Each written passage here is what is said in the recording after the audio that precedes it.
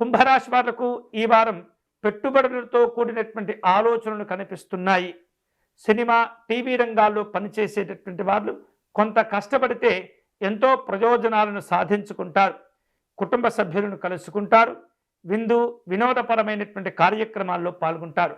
ఆధ్యాత్మిక పరంగా ఈ వారం చాలా చురుకుగా, అందరికంటే వేగంగా ప్రయత్నం చేయటం, స్పందించే సందర్భాలు కనిపిస్తున్నాయి. ఆరోగ్యం బాగుంటుంది. ఉద్యోగ విషయాల్లో సహోద్యోగులతో కొంత తెలియకుండానే మాట పట్టేప్పుడు ఉన్నప్పటికీ అంతిమంగా మీదే పై చేయిగా ఉండబోతుంది. ఆత్మీయుల యొక్క సలహాలు, సూచనలు పాటించండి.